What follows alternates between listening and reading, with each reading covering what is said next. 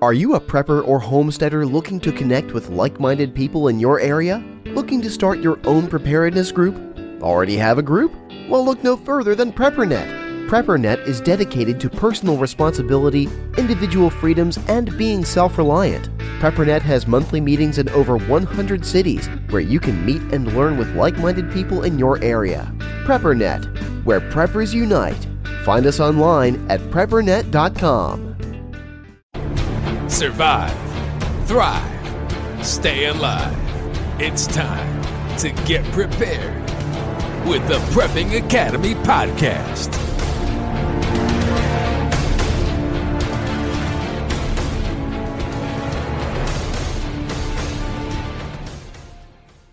Okay, guys, welcome back. We're adding a new segment to our podcast.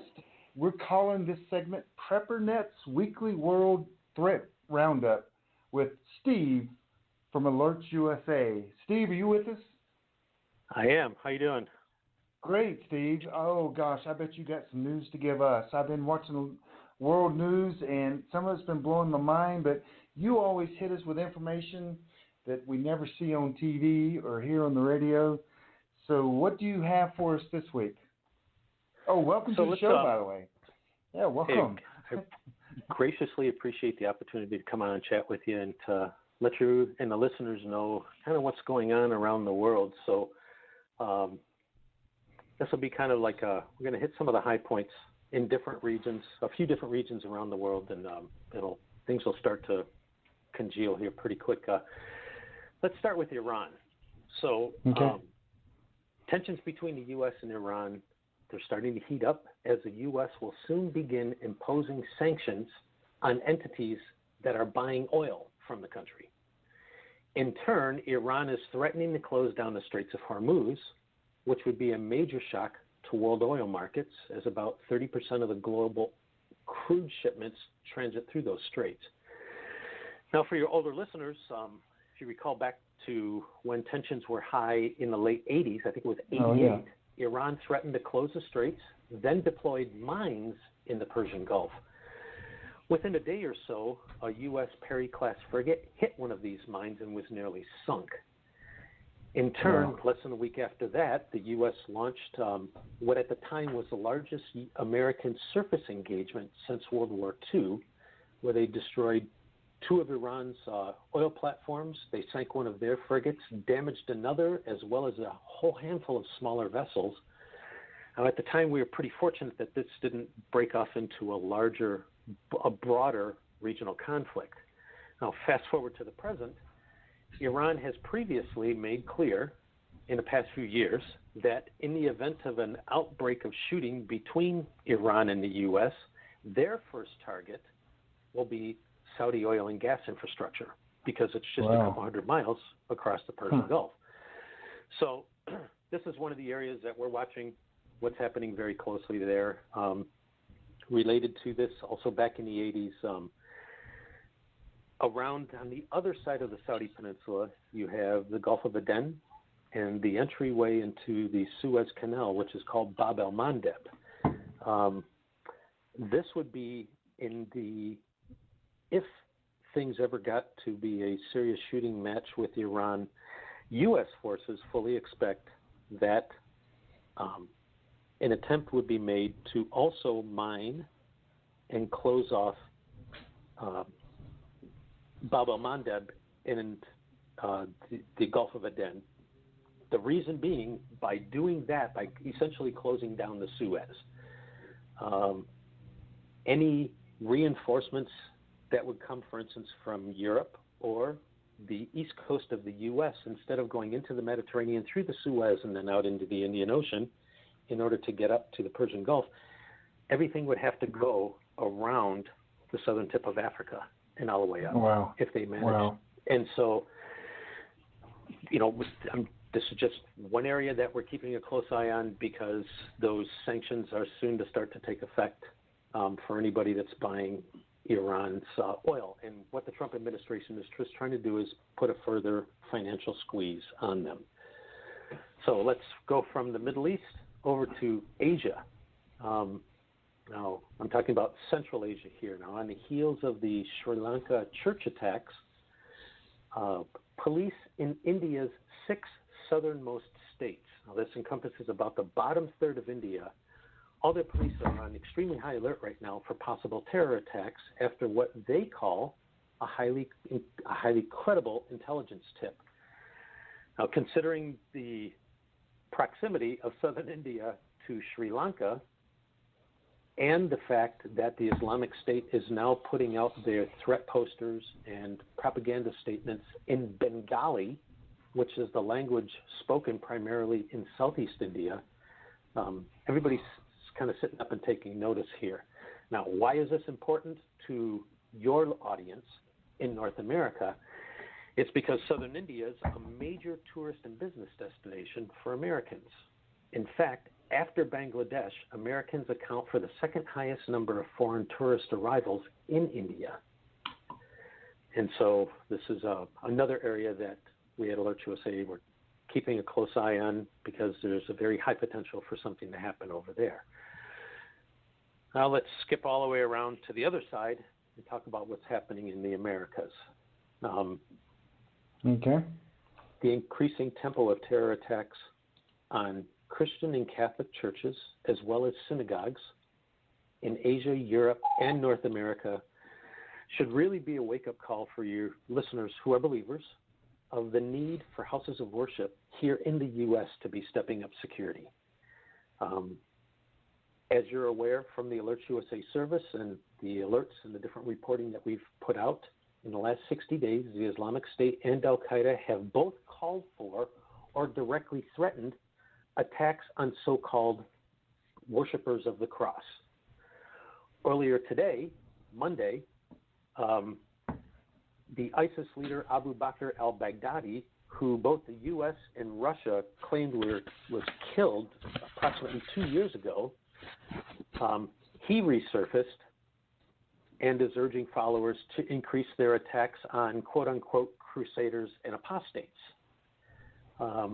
Adding to this, less than 2 weeks ago, a joint intelligence bulletin was issued by the Department of Homeland Security, FBI, and National Counterterrorism Center warning law enforcement, military, and security personnel that the religious holidays of Easter, Passover, and Ramadan may provide increased symbolic interest to what the feds call homegrown violent extremists and domestic extremists who are aspiring to target faith-based communities in the U.S.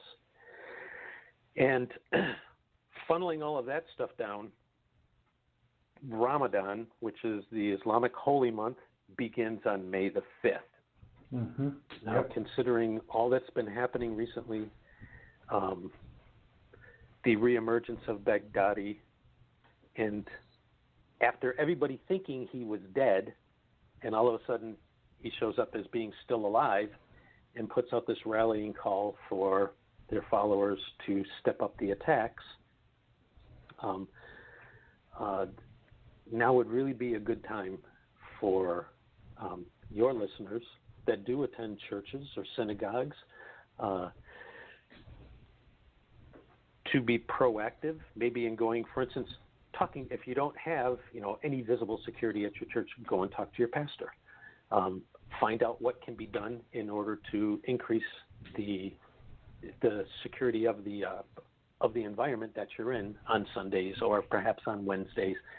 Now, to help your listeners with all of this, I'll be sending you a handful of resources from the Department of Homeland Security, FBI, and FEMA that they've published on protecting houses of worship in the broader faith-based community. And in turn, perhaps you could add it to your website or maybe blast it out in an email to your mailing list and share these resources with your listeners, who in turn can maybe download these resources onto a thumb drive or put it in the email to your church leadership and say, just in case they don't know that the feds put out stuff like this, and say, here's some resources. Maybe we should have a church meeting and think about this a little bit closer. That is a surprise. I'm sorry, go ahead. When you told me, I said that is a surprise. That who knew that the FBI and Homeland and FEMA would actually put together documents to help churches protect themselves. That is a surprise. But yes, I will take that information and I will put a link in the podcast. Everywhere you can hear this, there'll be a link to where you can go and download that information. So yes, that would be yes, that was. Even if it's just great. like, for instance, having one of the leaders of your church call the local police department and ask them to come send somebody over that can do a security review of your property,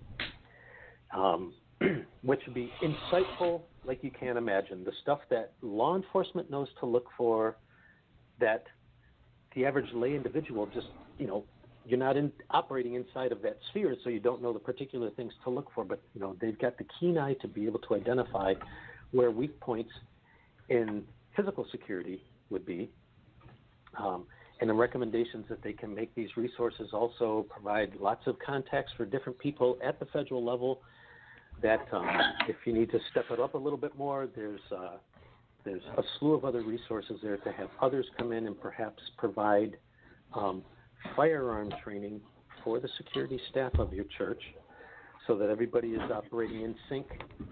Everybody knows, when something goes down, whose job is it specifically to run and lock the nursery? Whose job is it specifically to go and, and so we emphasize this right now because the tempo of attacks along these lines, it's getting disheartening. And it's incumbent upon us to take care of each other in this particular type of, in a faith-based community. And so anything that we can put out there that can in turn help your listeners, better protect, their congregation and all that, we're happy to help. So that's great information. Yeah, I will create a page where people can come and download that, and I will put it in the show notes of the podcast. So, and excellent. And I was just going to mention that with all of this, if your listeners want to learn more about each of these things that we covered in the last 10, 15 minutes and so on, this is a regular ongoing thing for a business, and they can subscribe to our free newsletter. It comes out once a week. It's called Threat Journal, and all they got to do is go to threatjournal.com and sign up for it, and they'll start to receive a regular stream of information about these things that we've been discussing. Yeah, and also I've mentioned Alerts USA many times to my group about getting, I call a head start on the news, because you always release things before any other news agency does, and I call it the head if start. At all. If at all, correct. Head Start for Preppers, and you are actually giving the PrepperNet and Prepping Academy members a discount, and they can go to alertsusa.com/PrepperNet.html. And I forgot the discount, but it's isn't it like 25 or 30%? I forgot what it was. It's about 30% off the annual subscription fee. Yes, and that is a head start that could save your life. So that's alertsusa.com/PrepperNet.html. And so this is a segment that we're going to bring to you guys on a weekly basis, hopefully. And these are some things to think about. The things that we went over tonight that he mentioned, you just can't get in your world news. He literally took probably 5 or 6 reports and summed it down in about 10 minutes of what we need to look for, and gave some high points. But there's things going on all throughout the world, and we need to keep an eye on that, not just in America. And so do you foresee, I got a question though for you, Steve. I mean, if they were to mine, put the mines out like they did in I think it was the 80s, wasn't it? Or is that 88?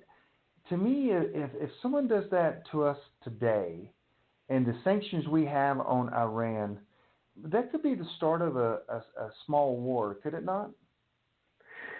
It really could. Now, this isn't, a doomsday we're not trying to scenario. Yeah, go ahead. Yep. Yeah, because the U.S. if the U.S. has the ability, as they've shown in the past, there was the incident in 1988, and then there's something that happened in 2011 and 12 where similar threats were made. The U.S. has the ability to rapidly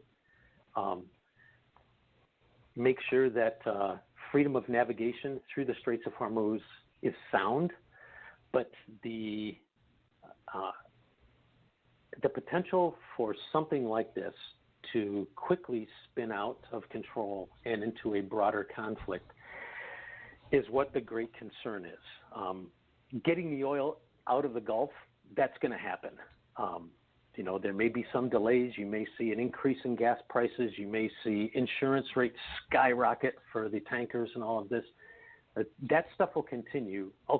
It would be delayed slightly, but restarted quickly. But the chances for this to spill out, and for instance, Iran and Saudi Arabia, they absolutely despise each other. They're all Muslims, but one's Sunni Muslim and one's Shia Muslim.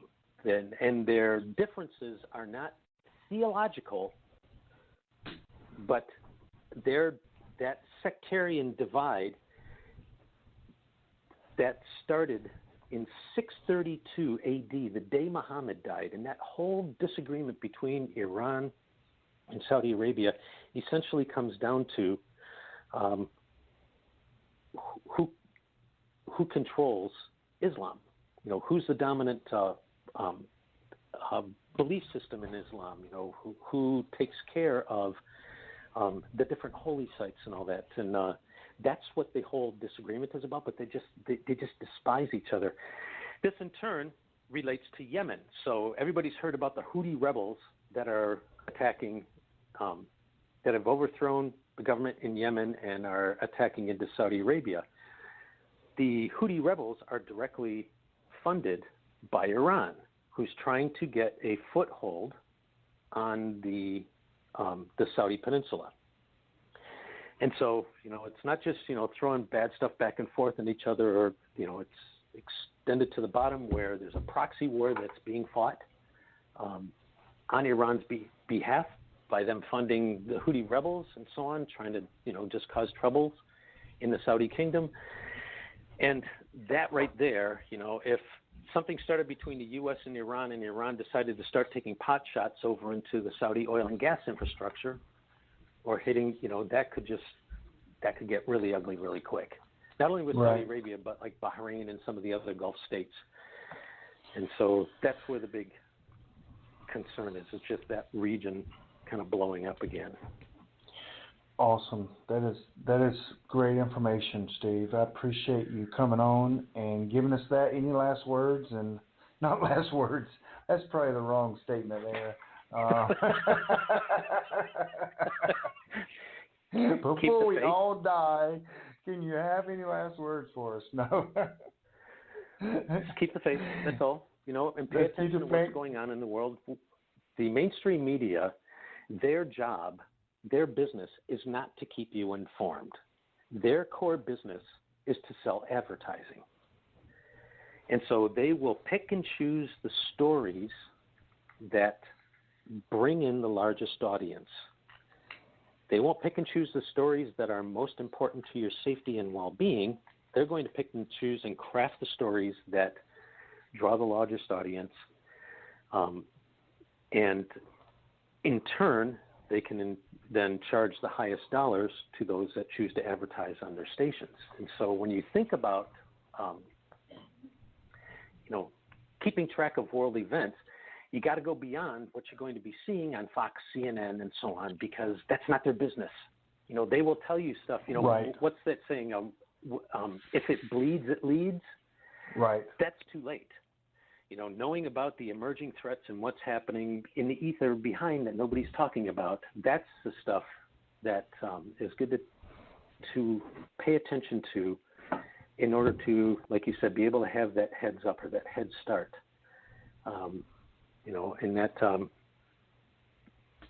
people invariably don't get hurt in a disaster if they're not where the disaster is taking place. And so having a heads up that maybe this isn't the right time to be visiting southern India, or, maybe I should be looking at the State Department's travel advisories to see what their current assessment is, and then looking at what the British are telling their population, or what the Australians, what recommendations on travel they're giving their people, just to get the information that you're not seeing in the mainstream media. Yep. And so. Well, awesome, Steve. I appreciate this week's Threat Journal. It's called, again, we're going to call this PrepperNet's Weekly World Threat Roundup with Steve. I added the Steve in there, sorry, with Alerts USA. So, Steve, we really appreciate it. I'm sure my listeners are going to love this. It's going to make their head explode because they're all of a sudden getting real news. You know what I mean? We aren't used to getting real news of what's going on in an area like this. So, but exactly. So, give us tell us how to get to your newsletter again. And guys, we're going to make this a weekly segment, and we're going to add it on to the podcast. But how do they get to your weekly threat journal? They have to do is go to threatjournal.com, put in their email address, and they're on the list to get the weekly newsletter. And that costs how much? That's free for Threat Journal. Wow, a free resource. I like that even better.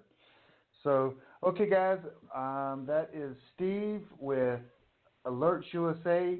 Go register for his free newsletter, his Threat Journal, and we will have him back on next week. And thanks a lot, Steve. Have a great evening, brother. Thanks for listening to the Prepping Academy podcast. Preppers Unite at www.preppingacademy.com.